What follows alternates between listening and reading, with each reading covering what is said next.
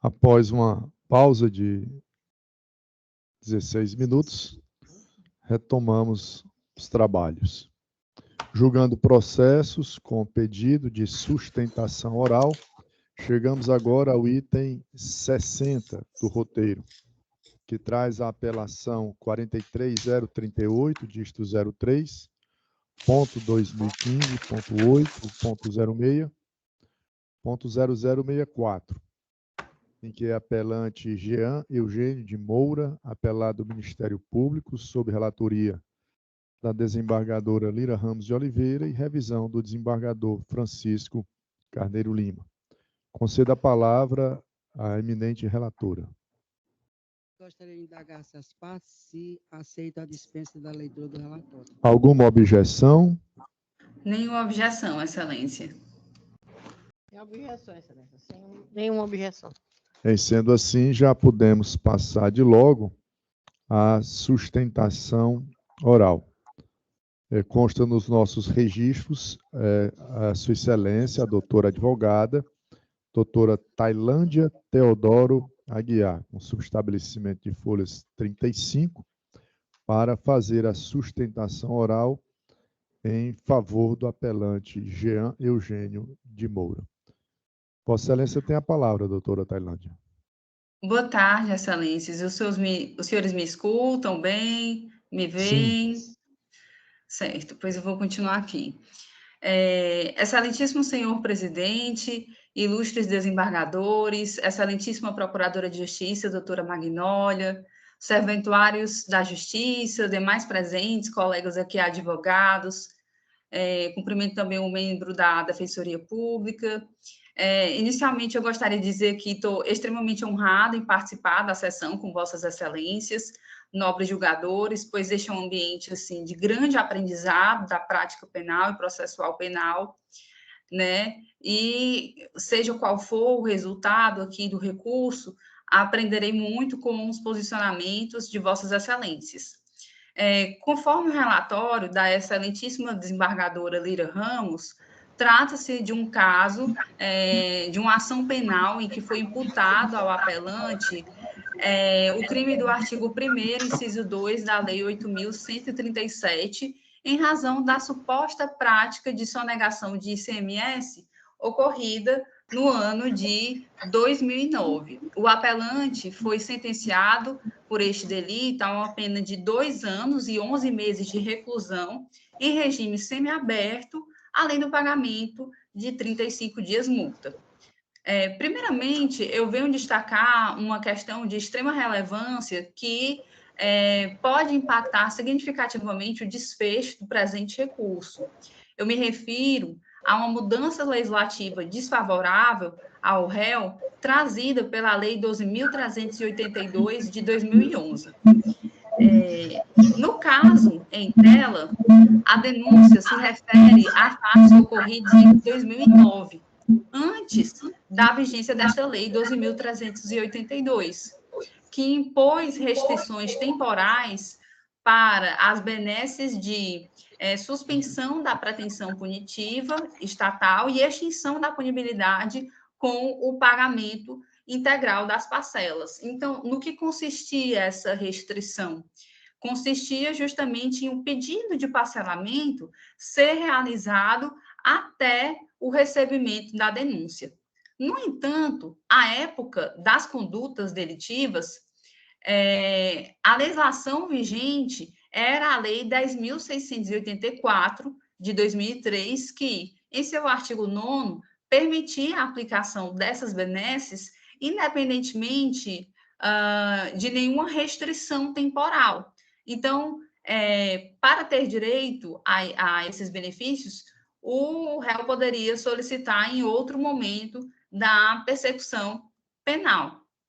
E aqui eu gostaria de ressaltar que a Lei 12.382 de 2011 não se aplica ao presente caso, uma vez que as condutas aconteceram antes da entrada em vigor desta lei, que foi em 1º de março de 2003, ou melhor, 1º de março de 2011. Então, como esta norma esta nova lei, ela tem um caráter material, além do caráter processual, ou seja, ela é uma norma mista, se desvaloriza a situação para o réu, deve-se não retroagi-la, né? Excelências, deve-se aplicar a lei do tempo da ação do réu, sendo que a posterior constituição definitiva do crédito tributário deve ser interpretada como uma condição para a justa causa da ação penal, ou seja, para que a ação penal possa prosseguir. E a lei da época do lançamento definitivo do crédito tributário, que aconteceu posteriormente, estava absolutamente fora da esfera de previsibilidade do réu à época de suas condutas. Esse entendimento de que deve-se esperar o lançamento definitivo do crédito tributário para que seja iniciada a ação penal é um entendimento até garantista, porque visa a evitar uma situação teratológica, no seguinte sentido. Vamos supor que o réu está aqui respondendo ao auto de infração e o Ministério Público denuncia antes do final deste auto. Aí pode acontecer de o processo penal avançar mais rapidamente e o réu ser condenado penalmente pelo delito. E o resultado do auto de infração, posteriormente à sentença, pode indicar que o débito nem era devido. Então, já que este raciocínio é um raciocínio garantista, eu entendo que não se deve aplicá-lo para, de uma certa forma, ser um óbice à irretroatividade da Lei 12.382 de 2011.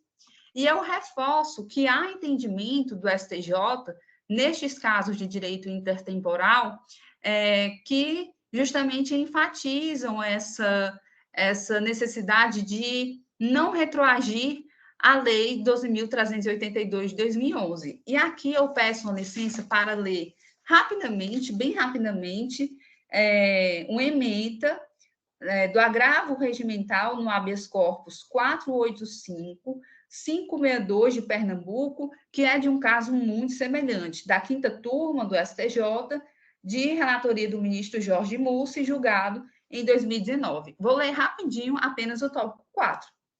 Em razão de a nova redação do artigo 83 da Lei 9.430 de 96 estabelecer regramento menos benéfico, porque limitou os efeitos do parcelamento àqueles casos em que a adesão ao programa tenha se dado antes do recebimento da denúncia, este STJ decidiu que o artigo 83 da Lei 9.430 de 96, com redação da Lei 12.382 de 2011, somente se aplicaria às condutas posteriores à sua entrada em vigor em 1º de março de 2011.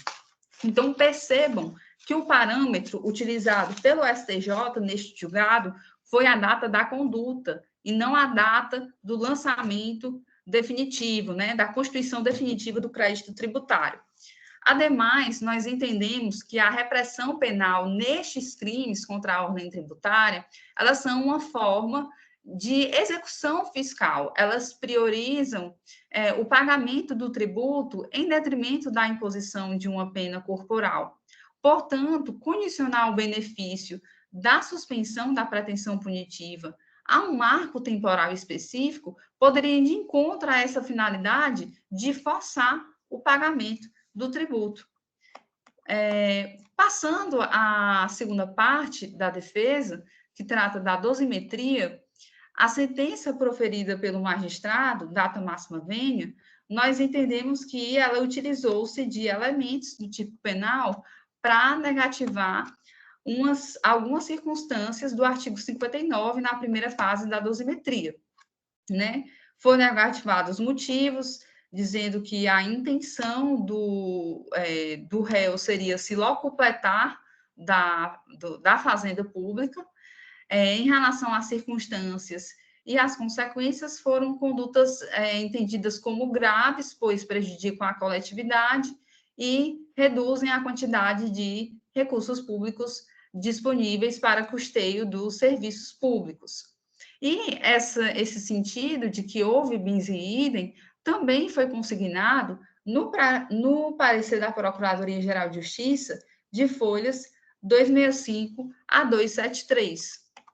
Além disso, a negativação dos antecedentes e da culpabilidade foi fundamentada na existência de uma outra ação penal em curso, violando, portanto, a súmula 444 do STJ, que veda a utilização de inquéritos policiais e ações penais em curso para agravar a pena base.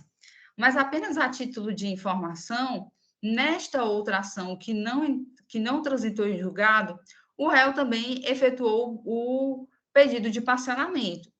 Então, a confissão do devedor, excelências, é até mesmo uma condição necessária ao parcelamento da dívida.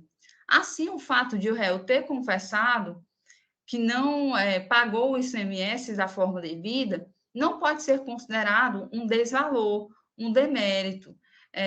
Pelo contrário, demonstra que ele quis colaborar com a justiça e que ele tomou ações concretas para pagar o prejuízo que foi atribuído a ele. Ainda no que diz respeito à dosimetria, no tópico da culpabilidade, o magistrado de primeiro grau entendeu que o prejuízo era de elevado valor. E de uma leitura da sentença, pode-se pensar que o dolo do réu era de se locupletar de R$27 mil do Estado. No entanto, no demonstrativo de folha 15 dos autos, tem especificado que a obrigação principal do réu, ou seja, o que ele deveria ter pago de ICMS, era o valor de R$ 13.524,39. Então, como que a magistrada chegou a esse valor de 27 mil? Porque ela somou a obrigação principal com a obrigação acessória. Então, quem lê a sentença pensa, olha, o dolo dele era de 27 mil, mas não foi bem isso que aconteceu.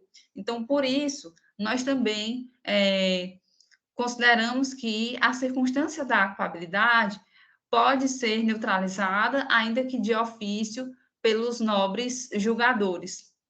Quanto ao regime inicial de pena, nós, considerando que neste nosso raciocínio não pesam contra ele nenhuma circunstância judicial desfavorável e que ele é primário, então entendemos que o regime inicial deveria ser o aberto.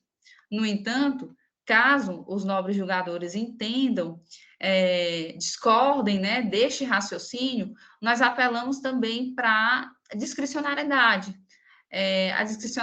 dos julgadores, tendo em vista alguns fatores. O primeiro deles seria que o parcelamento da dívida foi solicitado desde 2021 e o réu já realizou o pagamento de 26 parcelas, ou seja, ele já pagou quase metade dessa dívida. E o segundo tópico é que o apelante, ele é arrimo de família, ele tem mulher, ele tem 2 filhos para sustentar, ele trabalha também para pagar essas dívidas, ele trabalha como carpinteiro, ou seja, ele conserta móveis e realiza fretes, inclusive no período noturno. Então, se ele cumprir a pena nos termos fixados pela sentença, ele vai para o regime semiaberto, certamente deixará de pegar algum trabalho no período noturno e enfrentará problemas de deslocamento, né, deslocamento do local de trabalho para o estabelecimento que ele terá de comparecer.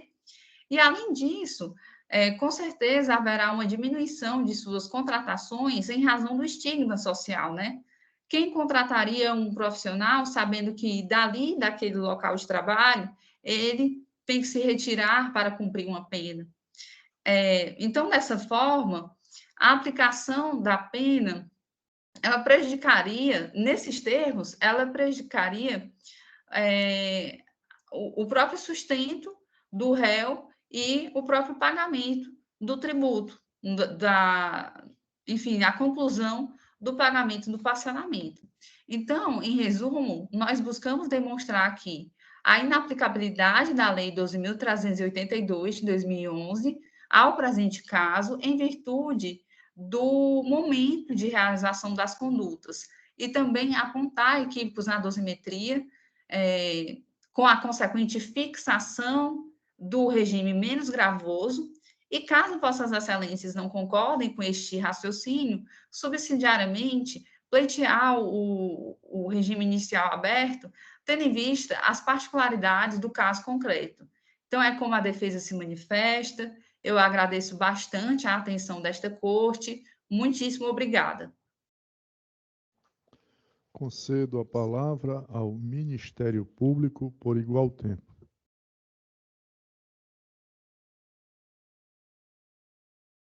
Boa tarde. Obrigado, excelentíssimo desembargador Mário Parente Teófilo Neto. Em nome do Ministério Público, faço uso da palavra como procuradora de Justiça. Parabenizo a doutora Tailândia, né, Aguiar. Excelente trabalho de defesa, viu?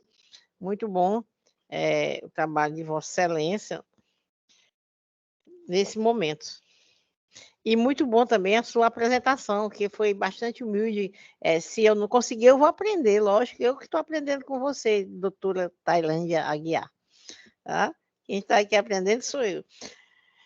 Eu quero dizer à excelentíssima desembargadora Lira, que passei na minha vida institucional quase 20 anos trabalhando exatamente na época chamava Promotoria de Justiça, ou VARA, porque eram vinculadas várias dos crimes contra a ordem tributária. Trabalhando com esses processos. Vossa Excelência acredita? Direto, quase 20 anos trabalhando com esses processos. E hoje me dou aqui a oportunidade de ouvir a defesa de Vossa Excelência, doutora Tailândia. Eu fico muito orgulhosa dessa defesa, porque, na realidade, nós temos o crime, ele existe. Ele é um ato formal. Ele é um ato formal. É daqueles crimes formais, ele não é um crime material. Então, deixou de pagar o tributo, ele é um ato formal. O crime existe, foi praticado. A legislação dá a oportunidade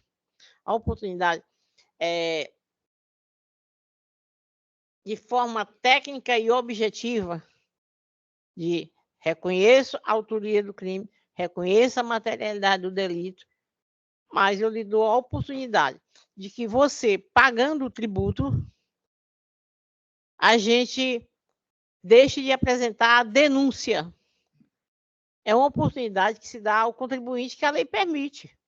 Então, o crime permanece, com ou sem denúncia. Ele aconteceu, mas a legislação deu essa chamada anistia fiscal, eu chamaria até, mas é uma anistia humana para que se a pessoa pague o tributo.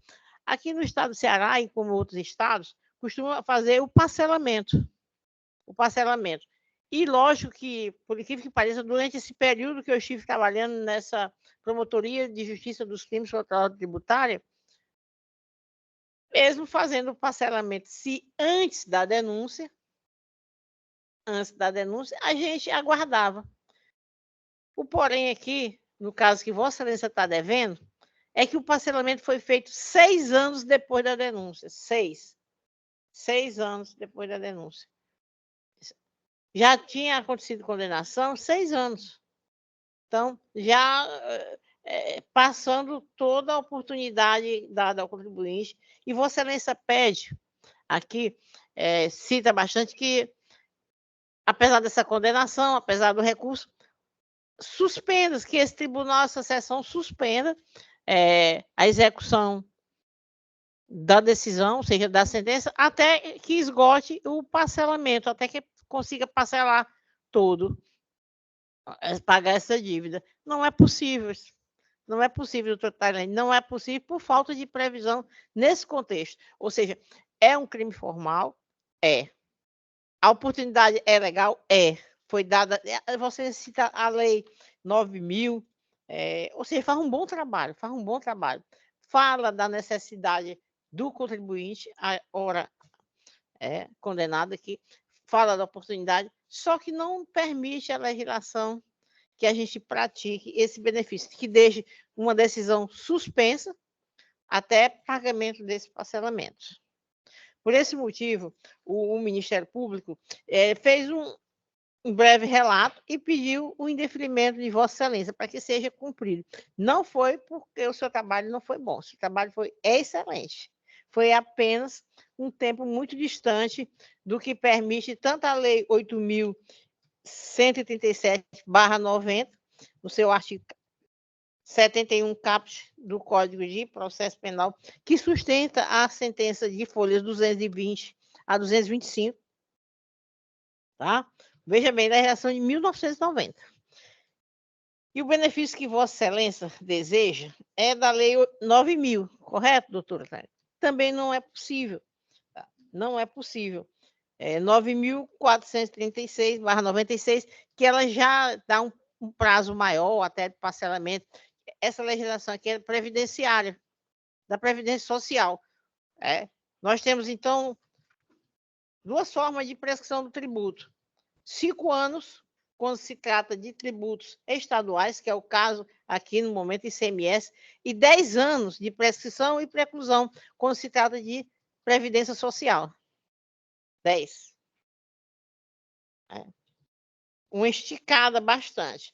Mas isso conta-se, como se trata de prescrição e preclusão, conta-se da data do fato gerador, por incrível que pareça. Não é nem da data de lançamento, não, da data do fato gerador. Tá? Então, não se aplica no momento, não tem como a gente retroagir para a aplicação da legislação da Previdência Social neste caso, neste tributo. Não há como realmente. E, excelentíssima doutora Tailândia, nós trabalhamos com dolo. O dolo ele é caracterizado pela vontade de não fazer, apesar de passar o tempo, tá? A vontade mesmo para postar. E tá feito aqui no momento em que o cliente de Vossa Excelência foi inerte aos direitos que lhe assegura a legislação, bem como a Constituição brasileira. Nesse contexto, vamos manter o nosso parecer e pedir a essa Câmara Criminal que mantenha a decisão do juiz Acó. É o que tínhamos no momento a complementar. E retorno a palavra ao excelentíssimo desembargador Mário Parente para os devidos fins de direito. Devolvo a palavra à eminente relatora, desembargadora Lira. Vamos ao voto. A preliminar arguída do pedido de suspensão da ação penal em razão do parcelamento da dívida tributária. Antes de adentrar no mérito, faço importante apreciar o pedido incidental, que foi a defesa entrou primeiro e depois que entrou com esse pedido incidental. Proposto pela parte recorrente na petição de folhas 276/279, vez que a questão reflete diretamente na possibilidade ou não do presente julgamento de mérito do apelo. Nesse ponto, informa o recorrente ter realizado na data de 21 de dezembro de 2021, refis 2021, o parcelamento da dívida ativa do ICMS, sob o número aqui dito, decorrente do auto de infração, também aqui dito, razão pela qual faria jus, diz a defesa, a suspensão do processo sobre o número 004-3038-03-2015.8.06.0064, assim como no prazo prescricional até o pagamento integral das parcelas, quando deverá ser declarada a extinção da punibilidade. É esse o seu pleito preliminar. Ademais, salienta a defesa que a Lei 12.388, de 2011, constitui inovação legislativa mais gravosa, pois teria criado um marco temporal, e aqui a insurgência recursal, o ponto principal é esse, que a defesa disse que o marco temporal seria essa Lei 2011, que ela disse que não pode ser, porque não é pela irretroatividade, e quer a defesa que se aplique a lei de 2003. de 2011 constitui nova legislativa mais gravosa, pois teria criado um marco temporal para o deferimento da suspensão da pretensão punitiva, o que não havia na legislação vigente na época dos fatos imputados, como a doutora Magnolia falou, fato gerador, que foi a Lei 10.684 de 2003, possuindo, diz a defesa, o direito à suspensão do andamento do feito, caso concedido o parcelamento. Dizendo ainda a defesa, independente de ter havido ou não o recebimento da denúncia, como a doutora Magnolia falou, assim como ter declarado extinta a sua punibilidade, caso efetue o pagamento integral do tributo, ocorrendo este pagamento antes ou depois do recebimento. Esse é o outro ponto fulcral da defesa, que é essa questão antes do recebimento da denúncia, do fato gerador, ou depois, a questão do parcelamento ser depois. A Procuradoria de Justiça manifestou-se no sentido de rejeição do pedido ante a impossibilidade de suspensão da ação penal, no caso concreto, uma vez que o parcelamento do débito tributário realizado após o recebimento da denúncia não teria o condão de suspender a ação. Extrai-se dos autos que a denúncia, as folhas 2 e 6, foi ofertada pelo Ministério Público na data de 24 de junho de 2015, tendo sido recebida no dia 2 de julho de 2015, conforme consta as folhas 37, quando foram os réus devidamente citados e ofertaram suas respectivas respostas à acusação, tendo o juiz de origem ratificado o recebimento da denúncia. Entretanto, peticiona o réu nos autos, informando o parcelamento da dívida tributária na data de 21 de dezembro de 2021, conforme petição de folhas 276/279 e comprovantes de pagamento às folhas 280/282. No caso concreto, ainda alego recorrente, a incidência das disposições contidas na Lei 2003, que é o caso aqui que a defesa quer que essa lei seja aplicada de 2003, por referir-se à dívida tributária a fatos ocorridos entre janeiro e dezembro de 2009, e, portanto, antes da vigência da Lei 2011, que foi no dia 1 de março de 2011. Ocorre que o crédito tributário somente foi constituído, no caso do crédito tributário, em 2014, conforme documento de folhas 12 e 26, de modo que a jurisprudência do Superior Tribunal de Justiça reconhece a incidência nestes casos, mesmo depois do fato gerador, nessa situação, as normas contidas na Lei 12.382/2011, inclusive quanto ao marco, diz o STJ, o marco temporal para fins de suspensão da ação penal na hipótese de parcelamento. Haja vista considerar-se não o momento da indevida sonegação fiscal, esse é o ponto, mas quando foi constituído o crédito tributário. Quer dizer, não foi quando o fato gerador, mas foi quando foi constituído o crédito tributário. Acerca da suspensão da ação penal em razão da decisão a parcelamento do débito, assevera o artigo 83, parágrafo 2º da Lei 9.430/96, que somente ocorrerá a suspensão se o pedido de parcelamento formalizado antes do recebimento da denúncia, que aqui só foi pedido parcelamento 6 anos da denúncia. E aqui, veja-se, aqui eu peço licença para não ler o artigo 83, parágrafo 2º. E, nesse mesmo sentido do artigo 83, parágrafo 2º, é a jurisprudência do STJ, que aqui negritada, a parte negritada, diz: suspensão da pretensão punitiva, parcelamento do crédito tributário, crédito inscrito em dívida ativa em 2015. Aplicação do artigo 83, parágrafo 2º da Lei 9.430/1996, incluído pela Lei, aqui é que está, pela Lei 12.382/2011, parcelamento que ocorreu após o recebimento da denúncia. Recurso improvido. E ainda em negrito, diz a jurisprudência do STJ, independentemente da data em que notificado o contribuinte, se o lançamento definitivo do tributo ocorrera após a vigência da Lei 12.392/2011, o parcelamento tributário deverá anteceder ao recebimento da denúncia para produzir o efeito suspensivo do processo criminal, que aqui a suspensão do processo não foi requerido antes do recebimento da denúncia.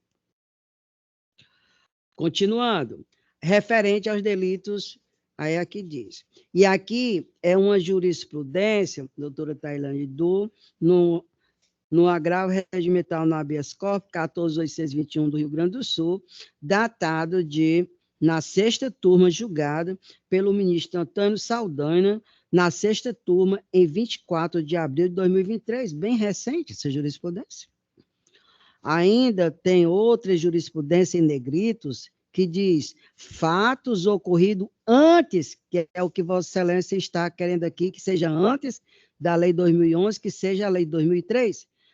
Em negrito, diz a jurisprudência, fatos ocorridos antes da Lei 12.383 de 2011, Constituição do Crédito Tributário, em momento posterior à edição da referida lei. Impossibilidade de suspensão. Então, não há possibilidade da suspensão nesses casos.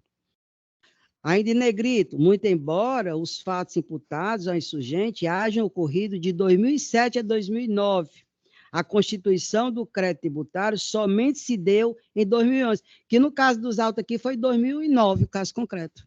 E aí diz que pela lei só deu em 2011, que aqui foi 2009 e veio a lei 2011, que é mais gravosa, diz a jurisprudência, e não pode retroagir, que a Vossa Excelência, doutora Tailândia, está requerendo aí retroatividade da Lei 2011. Aí diz, e não pode retroagir para alcançar caso concreto a sua entrada em vigor. Deve ser deferida pela data da constituição do crédito e não pelos anos em que supostamente não houve o pagamento. Que é exatamente o pagamento, só ocorreu o parcelamento, quer dizer, não o pagamento, mas o parcelamento.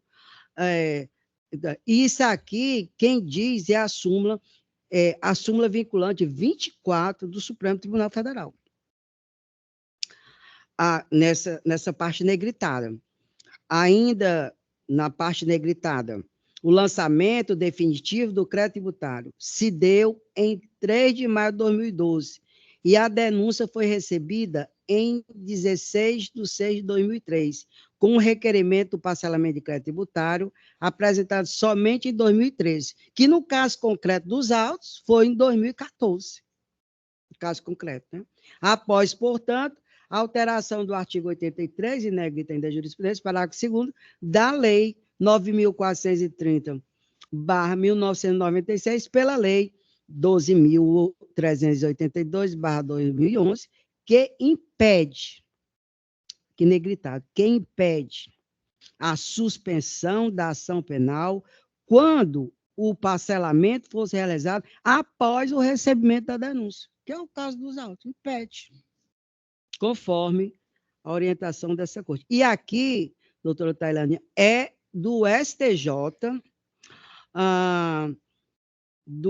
da sexta turma, julgada em 16 de dezembro de 2022. Ainda nessa mesma esteira, a jurisprudência diz ainda em negrito, parcelamento tributário, requerimento posterior ao recebimento da denúncia. Lei 12.392/2009, suspensão da pretensão punitiva estatal. Aí a jurisprudência diz impossibilidade.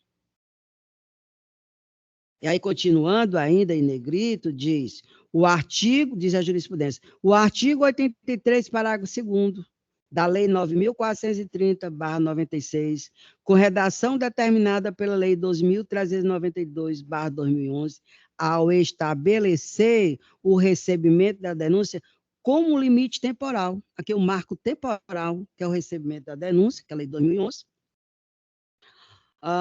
para o pedido de parcelamento, para fins de suspensão da pretensão punitiva estatal. Não se aplica aos crimes nos quais a constituição definitiva do crédito tributário se deu até 28 de fevereiro de 2011. Data da vigência da lei posterior mais gravosa.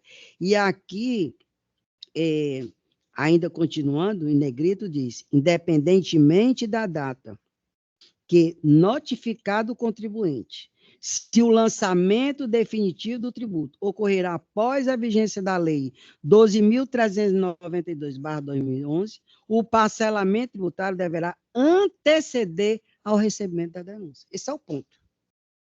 Esse é o ponto, que não foi o caso. Para produzir o efeito suspensivo do processo referente aos delitos do artigo 1º, incisos 1 e 4 da Lei 8.137/2011. E essa jurisprudência, doutor Tailândia, aqui é de um agravo regimental no habeas corpus, 148.821 do Rio Grande do Sul, o ministro Ribeira Dantas, da 5ª turma, julgado em 21 de setembro de 2021. Portanto, considerando a incidência, nesse caso, da Lei 12.388/2011, nesse caso concreto, haja vista que o Código Tributário aqui, ele foi lançado apenas no ano de 2014, após a vigência dessa lei.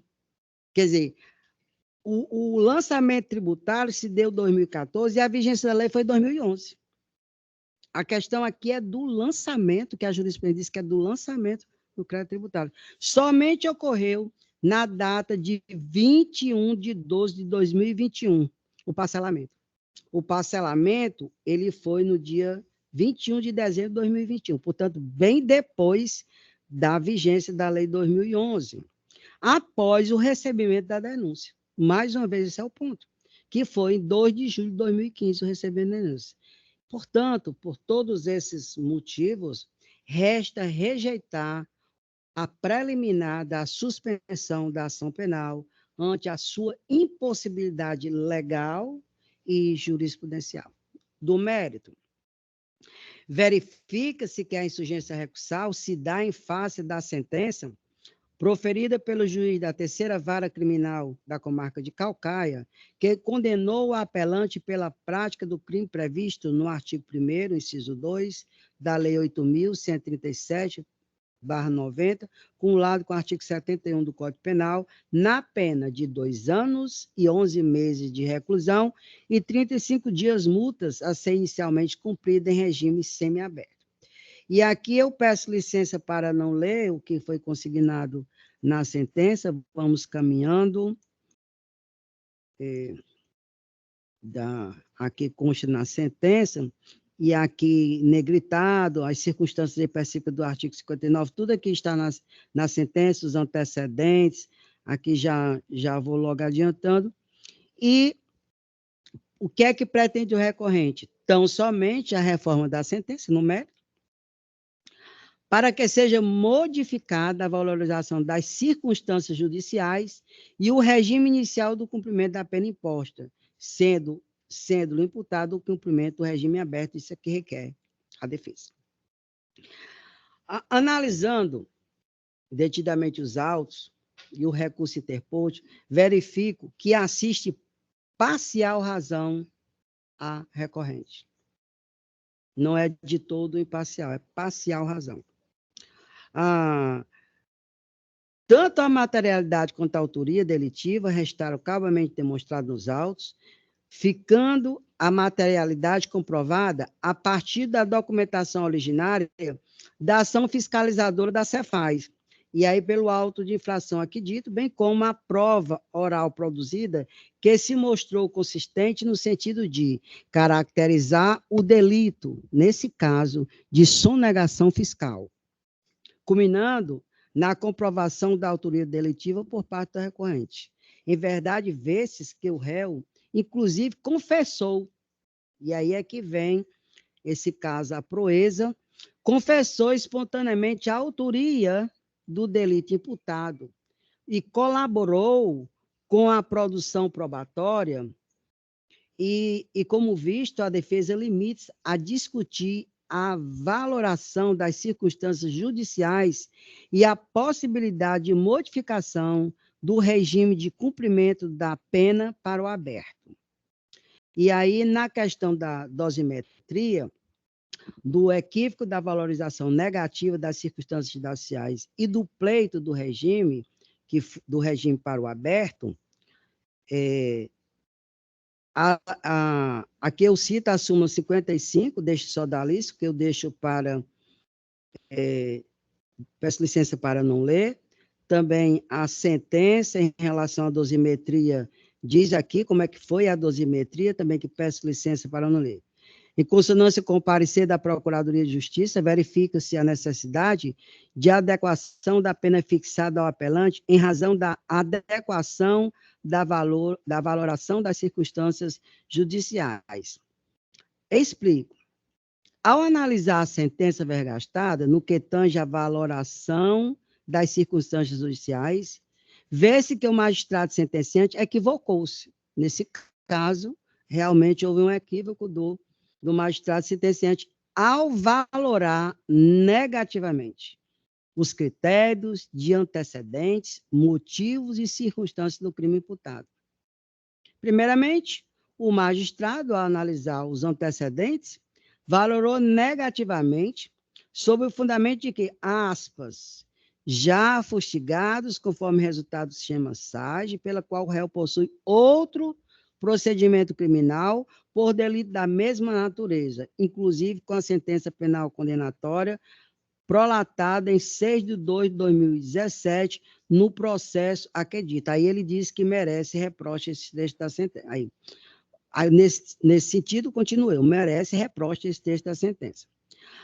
No caso, a fundamentação utilizada, digo eu, pelo magistrado, é indevida, tendo em vista que o magistrado embasou-se sua decisão baseada em processo em curso, sem trânsito em julgado, o que viola a súmula 444 do Superior Tribunal de Justiça, a qual dispõe, aspas, é vedada a utilização de inquéritos policiais, que aí a defesa da doutora Tailândia ressaltou isso aí, da questão das ações de inquéritos policiais e ações penais em curso para agravar a pena base. E aqui também a jurisprudência nesse sentido, que eu peço licença para não ler, mas é da desembargadora Lígia, julgada em 12 de julho de 2023. Ademais, o magistrado, ao analisar os vetores do motivo, circunstância e consequências do crime, os valorou negativamente sobre fundamentos. Quais foram os fundamentos? Entre aspas, aparente fragilidade moral e presumível desejo de se locupletar às custas da Fazenda Pública Estadual. Fecha aspas. Entendendo severas, porque o custeio dos serviços públicos essenciais é feito com o produto da arrecadação tributária e, na medida em que o réu sonega tributos, ele prejudica, ainda que indiretamente, toda a coletividade. Fecha aspas, que isso aqui são palavras do juiz de primeiro grau. E digo eu, merecendo reforma igualmente esses trechos da sentença. Ocorre que, conforme bem salientado pelo Ministério Público, o magistrado sentenciante utilizou os elementos próprios do tipo penal para valorar negativamente tais vetores, o que não se mostra aceitável, pois tais elementos são intrínsecos ao delito praticado e não excedem o seu contexto natural. Merece destacar que, quanto à culpabilidade, esta não restou equivocadamente valorada, pois o magistrado Acó não considerou tal circunstância a partir da existência da ação penal em curso, como fez nos antecedentes, mas a valorou negativamente em razão do valor sonegado e principalmente pela reprovabilidade decorrente da contumácia do réu, que já havia cometido o mesmo delito anteriormente e novamente faltou a fazê-lo, o que se extrai da própria confissão do acusado, tratando-se aqui de maior reprovabilidade em razão do seu comportamento e não da simples existência de outra ação penal em curso. Acerca do regime inicial, em que também requer a defesa, de cumprimento da pena imposta na sentença, nos termos do artigo 33, parágrafo 3º, que eu peço licença para não ler. Desse modo, vê-se que, embora estabelecida a pena em patamar inferior a 4 anos, acertadamente estabeleceu o magistrado de origem o regime semiaberto como início de cumprimento da pena, haja vista a valoração negativa com as circunstâncias judiciais no aspecto da culpabilidade, vez que o réu apelante já havia cometido o mesmo delito ao longo dos anos anteriores, inclusive já tendo sido condenado em sentença prolatada em 6 de julho, o que evidencia maior reprovabilidade pela sua contumácia, e não por outra ação penal, pela sua contumácia nos crimes desta natureza e fundamenta adequadamente a imposição de início de cumprimento da pena em regime mais gravoso do que aquele condizente à pena imposta.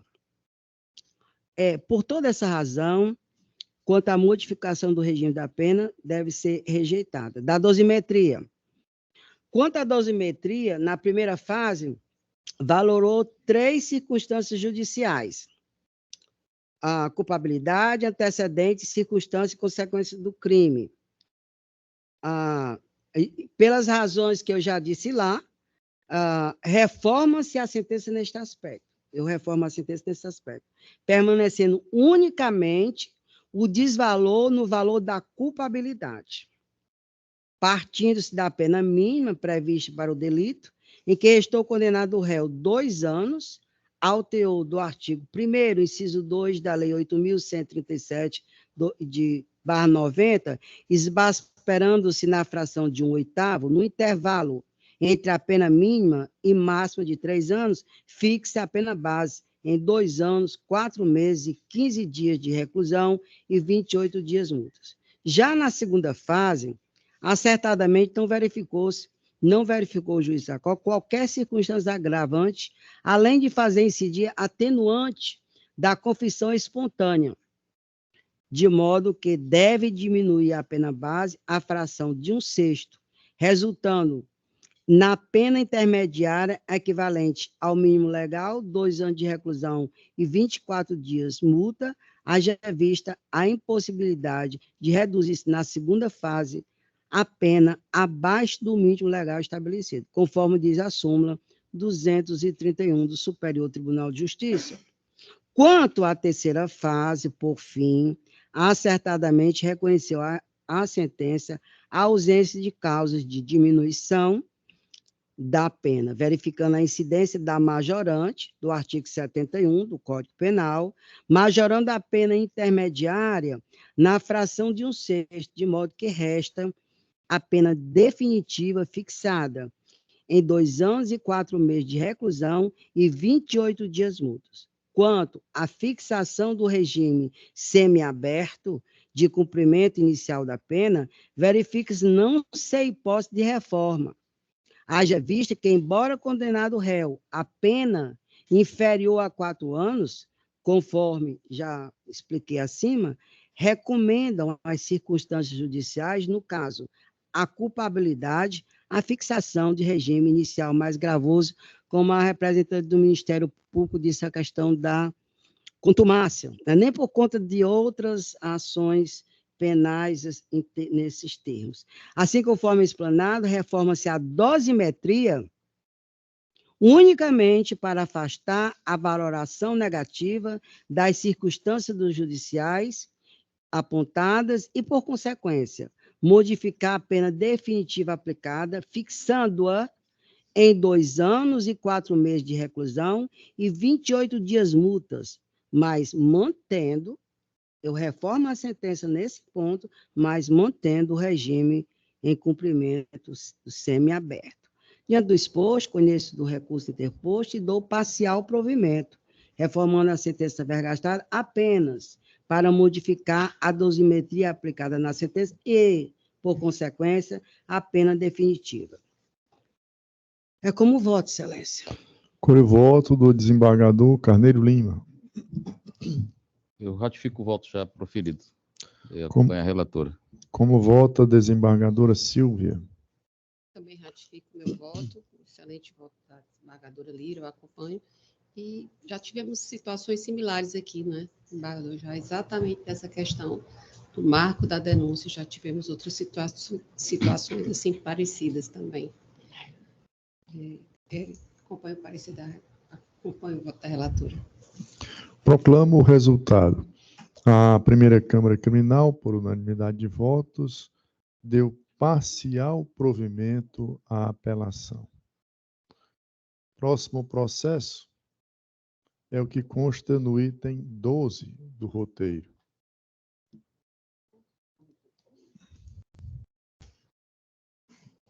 Mas que não poderá ser julgado nesta sessão, em razão da revisora, desembargadora Lígia, não estar presente. Então, automaticamente fica adiado. E, na sequência, chegamos ao item 98 do roteiro. Senhor presidente, Pois não? o advogado desse processo, o doutor Paulo Giorgio, Hum. ele, no chat, ele avisou que não ia poder participar da sessão porque ia ter outro compromisso nesse mesmo horário. Aí estava ciente do julgamento, né, hoje, mas Pois não não. ia poder participar. Então, nós julgaremos ao final, né? Depois das sustentações orais, não é isso? Ele desiste, portanto, da Pois é, sustentação, exato. né? Aí tem o posterior, que seria o item... Então, só um instantinho, doutor Vicente. Então, só para fins de registro, né? Então, o 12 fica adiado em razão da ausência da revisora, desembargadora Lígia. O 98, que seria o próximo, será julgado após as preferências com sustentação oral, já que o advogado desistiu da sustentação. E, na sequência, o 24. Pronto, o 24, o doutor Diego Franco, também no chat, ele pede, ele está dizendo que dispensa a sustentação oral em virtude de uma urgência médica que ele teve. Pois não. Então, chegamos agora ao item 56 do roteiro. Tanto o 98 como o 24, então, ficarão para o final, né? Item 56 do roteiro. Vamos aí. Excelência. Foi adiado. O senhor já até... Já proclamamos o Exato. resultado, né? Perfeito.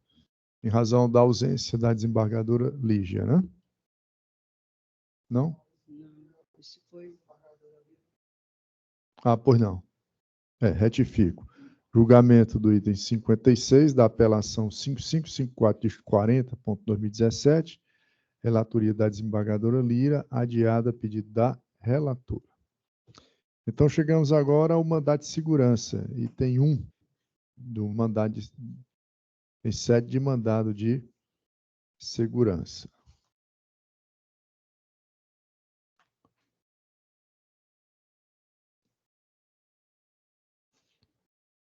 Um instante só.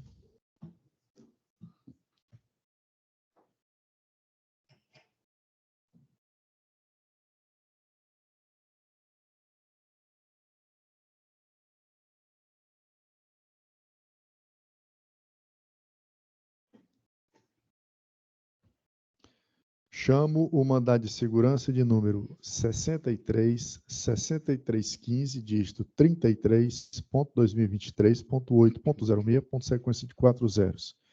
Impetrante FL da SP. Impetrado o juiz de direito da Vara de Delitos de Organizações Criminosas da comarca de Fortaleza, sob relatoria do eminente desembargador Francisco Carneiro Lima, a quem concedo a palavra. Obrigado, excelência. Senhor presidente, Não, doutor. se for a defesa não, a defesa requer, se for o caso, a não leitura A dispensa da leitura do relatório. Perfeito. Doutor Paulo César Barbosa Pimentel, presente à sala de sessões, já se antecipa, dizendo que, por parte da defesa, dispensa a leitura do relatório, se for da conveniência do relator. De acordo. Ministério Público, igualmente. Então, sendo assim, com a palavra, a Sua Excelência, o doutor Paulo César Barbosa Pimentel, que desde o início dos trabalhos encontra-se aqui, aguardando o momento de fazer a sua sustentação. Conceda a palavra ao nobre causídico para expor suas razões em sustentação oral pelo tempo regimental de 15 minutos. Obrigado, Excelência. Excelentíssimo senhor desembargador, presidente desta colenda, da Primeira Câmara Criminal do Egrégio Tribunal de Justiça do Estado do Ceará, doutor Mário Parente Teófilo. Excelentíssima senhora desembargadora, doutora Lira Ramos de Oliveira. Excelentíssimo senhor desembargador relator, doutor Francisco Carneiro Lima. Excelentíssima senhora desembargadora, doutora Silva Soares de Sá Nobre. Excelentíssima senhora procuradora, doutora Maria Magnólia Barbosa Silva. Ilustríssimo senhor defensor público, doutor Carlos Marques, se aqui estiver presente. Aos colegas advogados que me permitam a dificuldade de ler os nomes, a distância, mas de cumprimentá-los todos. Ilustríssimo senhor, doutor Vicente, doutor Lúcio, senhor Lúcio Batalha, aqui a quem eu cumprimento os funcionários desta casa, que também já fui funcionário desta casa, mas lá nos anos 80. Senhor Tavares, representante da gloriosa e centenária Polícia Militar do Estado do Ceará. É sempre um prazer renovado ocupar essa tribuna, porque falar aqui não é falar o deserto, mas é falar os senhores que prestam atenção àquilo que sempre falam. E já faz mais de 3 décadas. Eu não iria ocupar essa tribuna, mas só tenho a intenção exclusiva de aclarar alguns pontos. E o faço começar agora. Senhores, se os senhores observarem as folhas 23 dos autos, tem realmente o objetivo deste mandado de segurança. No pedido liminar, que está as folhas 23, no primeiro parágrafo, assim foi colocado: conceder nihilipse inaudita altera par, provimento liminar determinada a autoridade o acesso aos autos inapartados da decisão que determinou o sigilo, contudo, devendo preservar os dados da testemunha sigilosa, uma vez que já se encontra marcada a audiência de instrução e julgamento. E o item 4 é, ao final, seja julgado o procedente em todos os seus termos, o presente right of mandamus, e a concessão definitiva da segurança impetrável. O que se pretende com este mandado de segurança é, na realidade, ter acesso à motivação de Sua Excelência, a autoridade policial, que transformou aquela testemunha em testemunha sigilosa, denominada de testemunha X. E a convalidação por Sua Excelência, ou, aliás, o colegiado, Sua Excelência, que, na realidade, convalidou o ato. E eu faço isso porque, na realidade, o princípio das motivações das decisões judiciais está esculpido no artigo 93, inciso 9, para que este ato tem que ser fundamentado para que haja um controle das decisões judiciais. Eu aleguei aqui, e fui mal compreendido por Suas Excelências, eu aleguei o provimento 02/2021 desta casa, a qual diz, no artigo 363, ele diz o seguinte: os dados da vítima e ou da testemunha e do réu colaborador deverão ser anotados em autos apartados dos autos de seus depoimentos e depositados em procedimento sigiloso em pasta própria, sob a guarda do escrivão, no caso policial, ou do supervisor da unidade judiciária no âmbito das suas atribuições.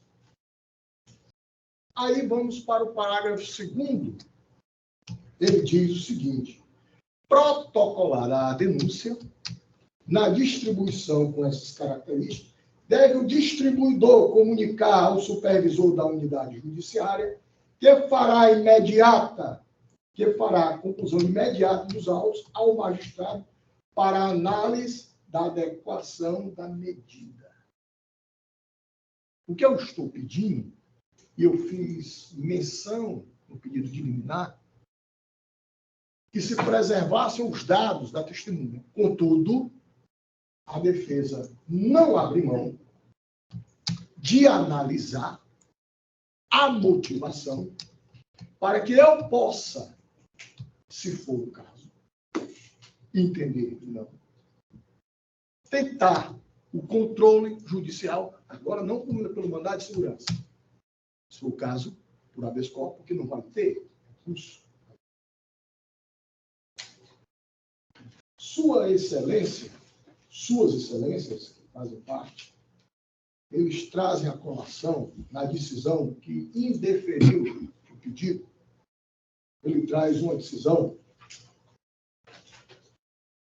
e eu transcrevi na íntegra a decisão, um julgado. E neste julgado, que se encontra as folhas 8, que é da 6ª turma do Superior Tribunal de Justiça, eu destaco só uma parte. Negativa de acesso aos dados da testemunha. Negativa de acesso aos dados da testemunha protegida. Inviabilidade de participação em complexo e estrutura ou organização criminosa. Circunstância apta a demonstrar a necessidade de medida para o resguardo da ordem pública. É bem verdade que o acusado no processo de origem ele está sendo acusado de ser a maior, segundo a acusação, de ser o chefe maior em liberdade, que estava em liberdade de uma facção criminosa. Isso, por si só, em princípio, pode justificar, e justifica, que essa testemunha sigilosa ela tem um resguardo dos seus dados.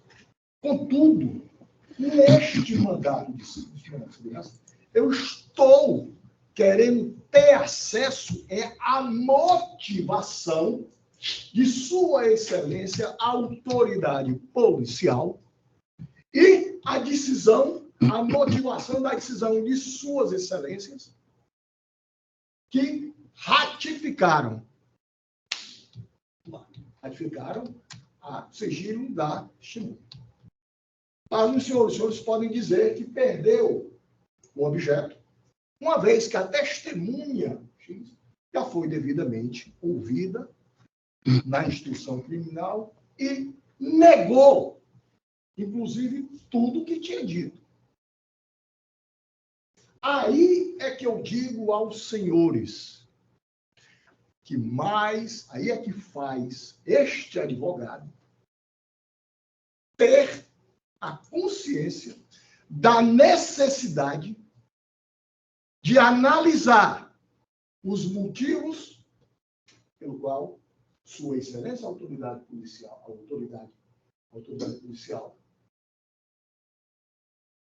elencou e transformou ela em testemunha X. Este processo é tão complexo que para que eu possa ter acesso, eu já impetrei o mandado de segurança, eu pedi um adiamento da audiência de instrução, alegando que não tinha acesso à decisão e também não tinha acesso a uma ação cautelar inominada. Constava dentro do ato. Mas Sua Excelência, que presidiu o ato, afirmou que a ação cautelar inominada, isso aqui é só um exemplo, fugindo do assunto, era a indisponibilidade, um requerimento de indisponibilidade de um bem apreendido. E que eu teria acesso. Eu disse, doutor, retiro o requerimento da defesa e vamos continuar com o ato. Paz, meus senhores, até agora eu não tive acesso.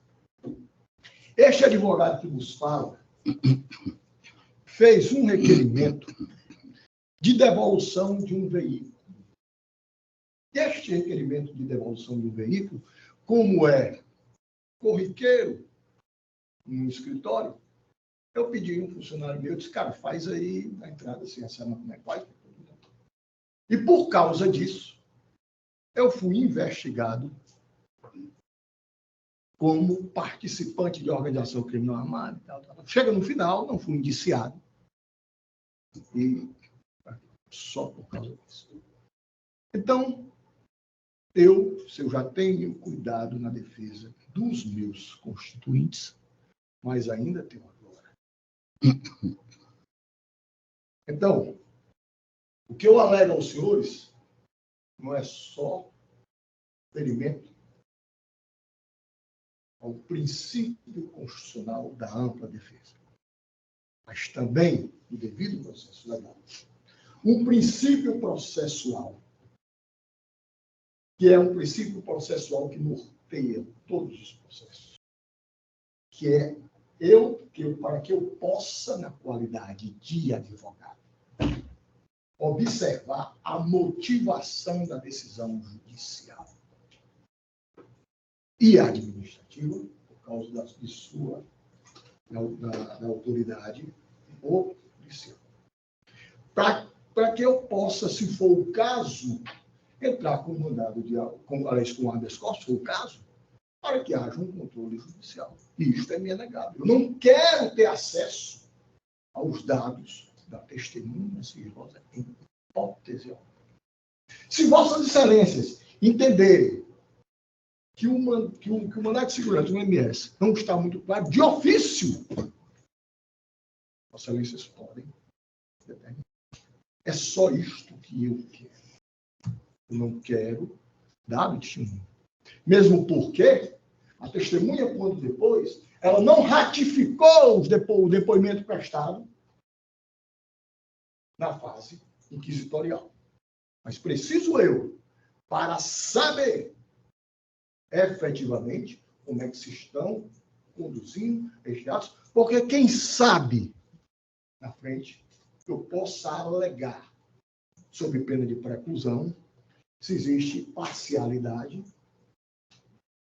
ou imparcialidade, para que eu não possa ser injusto, que nunca eu fui, esses 34 anos de advocacia criminal. E advocacia, 34 anos de advocacia, que eu só faço isso, não faço outra coisa. Eu faço isso todos os dias. É só, eu peço para que eu possa analisar. Eu estou. E, senhores, não se pode, sob pena de quebrar a paridade das armas, entregar ao Estado, que já é forte o suficiente, uma arma maior do que ele tem. Porque eu digo que ele é forte o suficiente, porque no dia que o particular for mais forte que o Estado, o particular será o Estado. Então, o Estado tem acesso, o Estado dá a decisão, e eu, na qualidade de advogado, exercendo, eu não tenho acesso, o básico, a motivação.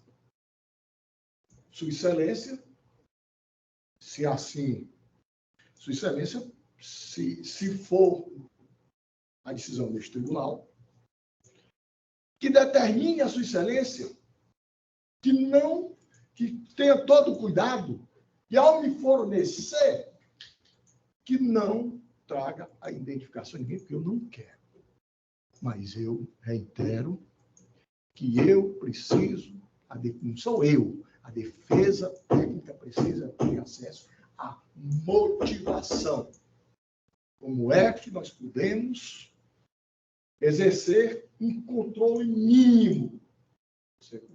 O artigo 93, inciso 9 da Constituição, diz que os atos judiciais deverão ser devidamente fundamentados sob pena de multa. Agradeço aos senhores, mais uma vez, a atenção a este advogado que vos fala. Peço, senhor presidente, a dispensa do restante do tempo que me é devido e agradeço a todos. É assim que se manifesta a defesa. Muito obrigado, senhor. O doutor Paulo falou exatamente o tempo previsto. Cravou nos 15 minutos. Com a palavra, o Ministério Público. Muitíssimo obrigado, excelentíssimo desembargador Mário Parente.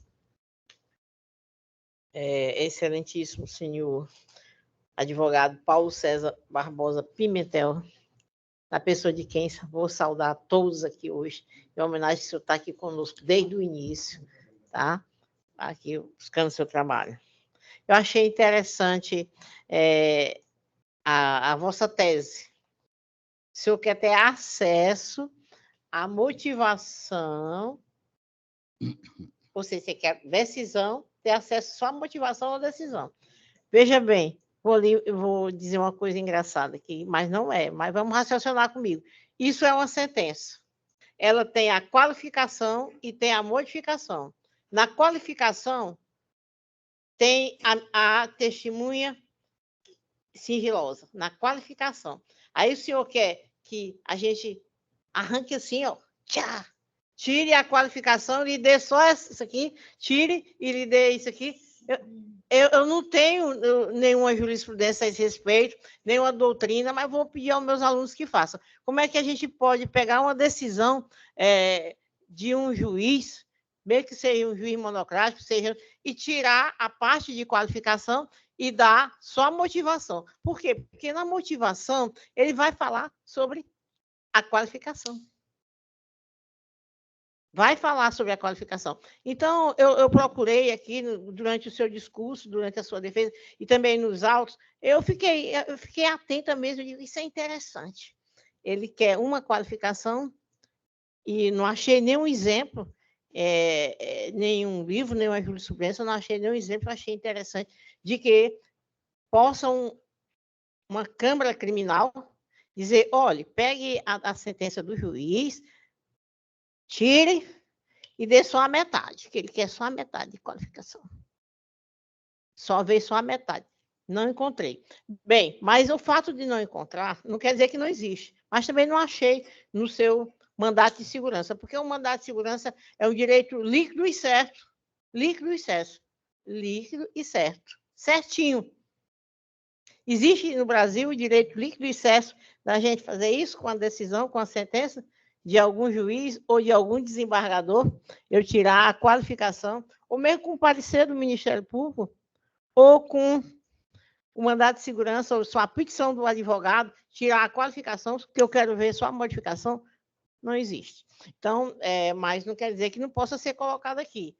Mas eu busquei na fundamentação de Vossa Excelência. Por isso, achei interessante mesmo, eu gosto de estudar e questionar coisas interessantes, tá?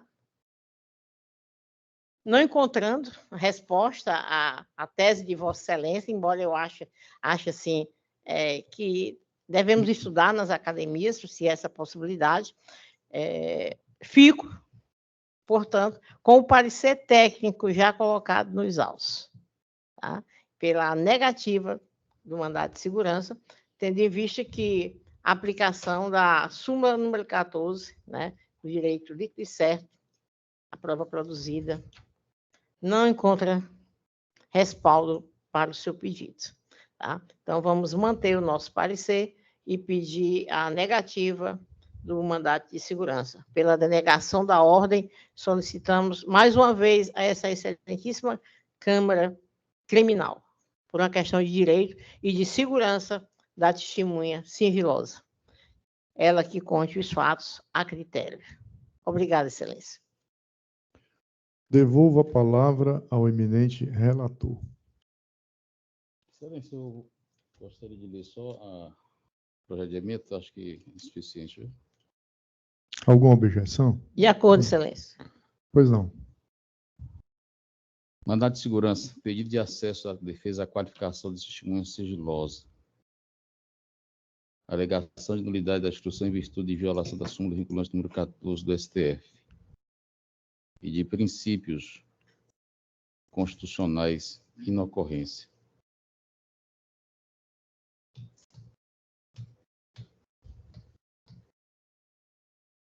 Preservação da identidade, imagem e dados pessoais de testemunha justificada no caso concreto. Ordem denegada. 1. Mandado de segurança com pedido de liminar impetrado por Francisco Lucas da Silva Pereira contra a decisão proferida pelo juiz de direito da Vara de Delitos e Organizações Criminosas da Comarca de Fortaleza, que indeferiu o pleito de acesso aos dados da testemunha sigilosa nos autos dos processos números 0201, 817 de 67.23.8.06.0293. Sustenta o impetrante que nos termos do artigo 363, parágrafo 3º do provimento número 02/2021, /CCCJCE, a defesa deve ter acesso à cópia ou reprodução dos documentos, entre eles dos dados identificadores das testemunhas.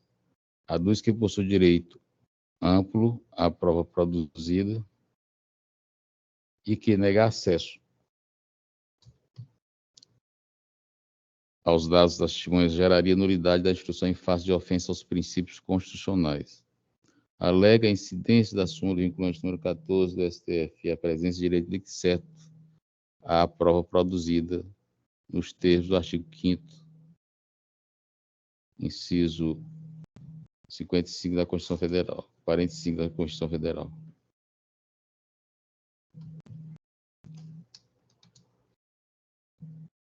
Dois. O dito artigo 5º garante que aos litigantes em processo judicial ou administrativo e aos acusados em geral são assegurados o contraditório e ampla defesa, com os meios e recursos a ela inerentes. Ainda sobre o tema, a súmula vinculante número 14 do STF ressalta que é direito do defensor, no interesse representado, ter acesso amplo aos elementos de prova que já documentados em procedimento investigatório realizado por órgão com competência de polícia judiciária, e digo respeito ao exercício do direito de defesa.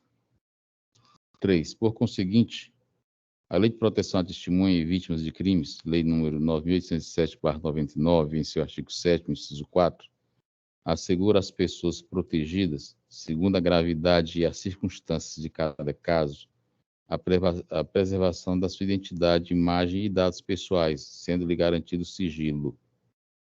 Sobre o tema, também dispõe o artigo 363, parágrafo 3º do provimento número 02/2021/CCCJCE. No seguinte termos: os dados pessoais da vítima e ou da testemunha e do réu colaborador deverão ser anotados em autos apartados dos autos de seus depoimentos e depositados em procedimento sigiloso em pasta própria, sob a guarda do escrivão policial ou do supervisor de unidade judiciária no âmbito de suas atribuições. 4. No caso, consoante se depreende dos autos citados, o réu Francisco Lucas da Silva Pereira é apontado como suposto líder de organização criminosa, em feito que se encontra na fase de instrução. Assim, se revela legítima a restrição aos dados da testemunha em questão, na medida em que deve prevalecer a segurança da testemunha mencionada, bem como a efetiva tutela jurisdicional, não havendo que se falar em violação da súmula vinculante em tela. 5. Mandado de segurança conhecido, segurança denegada. Este é o meu voto, Excelência. Como vota a desembargadora Silvia? Eu já tinha observado essa mandado de segurança anteriormente, realmente é uma questão bastante delicada, mas eu acompanho o voto do relator. Eu já havia até votado provisoriamente, acompanhando o entendimento do eminente relator, mas em face da sustentação oral feita pelo doutor Paulo Pimentel, né, fiquei aqui meditando e eu baseio meu raciocínio, pelo menos diante do que foi colocado, em dois parâmetros. Primeiro deles, ou dois pilares. Primeiro deles, a identidade da testemunha não pode ser revelada, há de se guardar esse sigilo. Para isso nós temos, né, a lei de proteção, né, a testemunha. É por isso o nome sigilosa. E atribui-se até a denominação de X, né?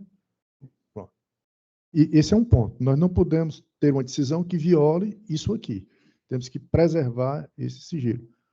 Por outro lado, a Constituição brasileira, né, o CPC, determinam que as decisões sejam fundamentadas e o exercício da advocacia exige, para que possa acontecer, e a atuação do advogado, conhecer razões que motivam as decisões. Então, me parece que esse é o ponto que nós estamos enfrentando aqui. Até porque eu vejo no relatório, desembargador Carneiro, está até dito, né? Qual é a pretensão do impetrante do mandado de segurança? Acesso à cópia ou reprodução dos documentos. Aí tem, entre eles, os dados identificadores das testemunhas, né? Aqui me parece que não caberia, mas está dito, acesso à cópia ou reprodução dos documentos, que entendo, obviamente, documentos que ensejaram a incriminação do paciente, né? do impetrante, né? Do constituinte do impetrante. Então, há de se ter uma medida, uma sensibilidade, uma solução que fique nesse meio termo. Garantir-se ao advogado dizer, olha, o réu sofreu essa reprimenda, enfim, essa medida judicial por isso. Por isso. Preservando-se a identidade das testemunhas. Pronto.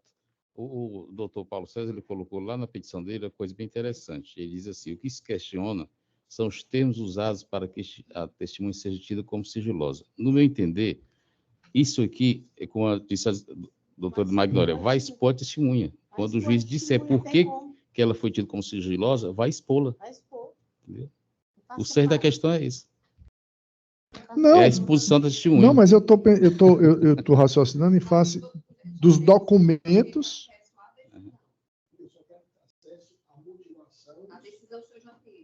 Não, é isso que ele quer. Ele quer saber por que o juiz tornou aquela testemunha sigilosa. Eu não tenho acesso ao depoimento dela. Permite, excelência, só aclarar. E no depoimento prestado em juízo, não teve prejuízo para a advocacia, porque sabe por que ela está defesa? Porque ela desfez tudo. Então, eu, agora, mais do que nunca, a isso o senhor teve acesso. Eu entrei antes. Quando eu fiz um pedido de liminar, eu fiz um pedido de liminar para suspender a marcha processual, para que esse depoimento não fosse dado, até porque, dentro da motivação, eu poderia, na realidade, não era alegar algum motivo, para que ela não prestasse compromisso. Então, se lá atendido algum... Mas nem isso eu pude fazer. Para isso vai aí não tem como não. Dela aí não tem como não. Não, porque algumas circunstâncias que tenha defeito. Então, nem isso eu pude ter. Aí o que é que eu quero? Eu quero exclusivamente ter acesso só à motivação, que na realidade... Aí é quebra de sigilo, doutor. O senhor quer a motivação pelo qual a testemunha foi colocada como sigilosa. A decisão, como é que eu posso fazer com tudo isso? No processo, eu estou atrás. Mas o processo o senhor tem acesso. Não, o processo eu tenho acesso. Então o senhor teve acesso ao depoimento da testemunha, né? Não, e a testemunha já foi boa. Não, ao processo eu não tenho acesso em sua integralidade. Sei. Mas as peças principais eu não posso. Quando o Ministério Público e o Estado e a autoridade policial, eles têm todo acesso. Então, eu tenho uma limitação. Então, eu entendi isso nessa respeito, que não existe uma paridade de ato. Porque ele corre em sigilo absoluto. Até para a gente, eu estava aqui. É sigilo absoluto. Entrar e tal. E verifiquei, inclusive, que com o nome dele já existe transferência entre entre prisões, né? Já tem outros pedidos, tem a atuado a restituição da coisa, mas eu não consigo abrir. A transferência de prejuízo está muito claro. Eu consegui a absolução dele no tribunal do júri, aí ele saiu. Uhum. Mas, assim, o que eu quero lhe dizer é, como ele corre em sigilo absoluto, nem a gente aqui consegue ver se não tiver a única coisa que eu queria era só a fundamentação. Mas já na cabeça, obrigado, excelência. Não, eu vou concluir. Exatamente. O tema é muito interessante, é palpitante, né? O assunto é.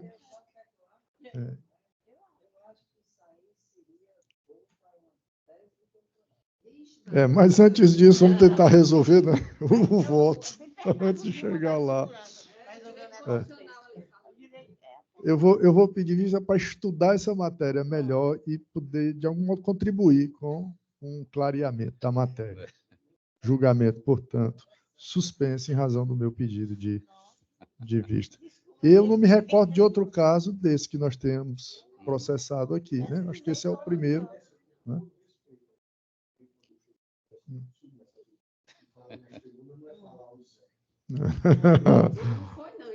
Isso nos ajuda demais. Nos ajuda muito. Paulo, o senhor está inovando, viu? Parabéns.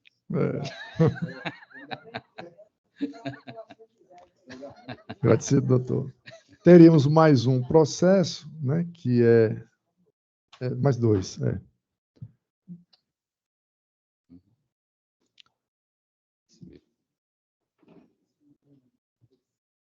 Doutor Vicente, me parece que esse seria só mais um, que seria um recurso sentido estrito, e tem dois, não?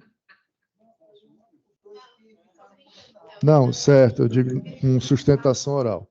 Teríamos mais um processo com sustentação oral, que é o item 2, um recurso sentido estrito, de número...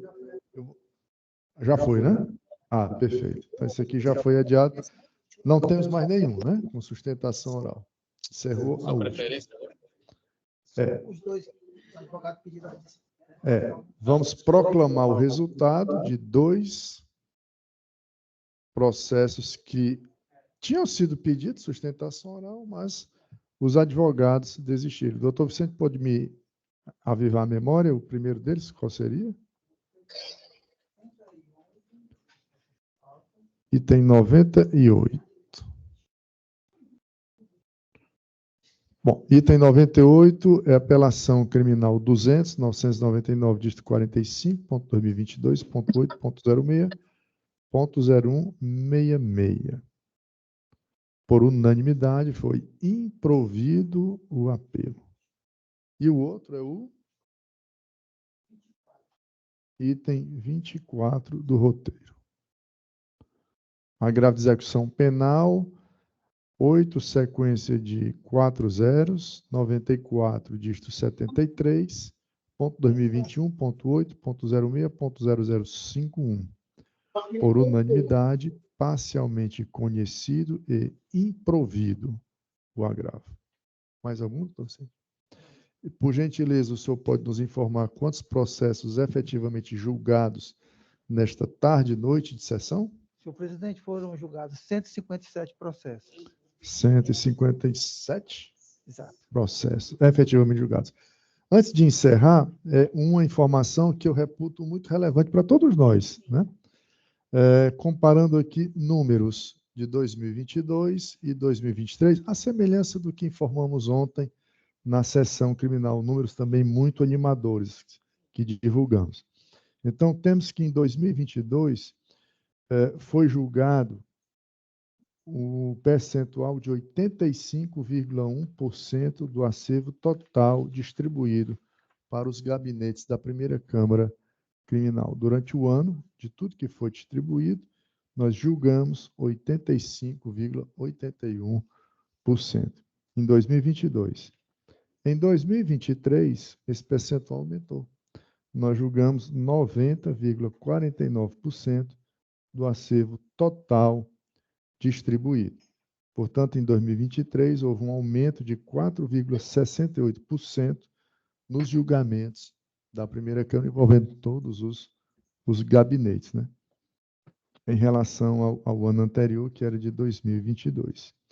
Em 2023, foram julgados, portanto, 280 processos a mais que em 2022, correspondendo a esse percentual.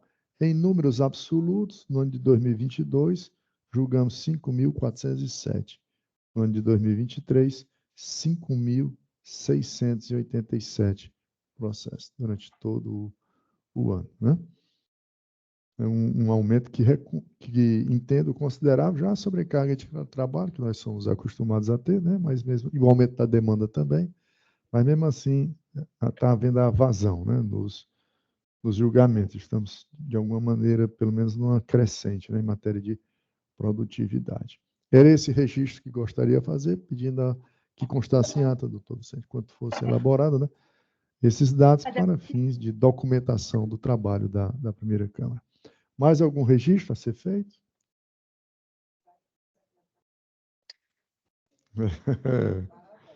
Doutor Vicente, funcionário da casa, né? Já nos acompanha há algum tempo. Muito bem, não havendo mais nada a tratar, agradecendo a Deus por mais um dia de trabalho, declaro encerrada a presente sessão. Obrigada e boa noite. Obrigada, excelentíssimo. E boa noite a todos. Muito obrigada.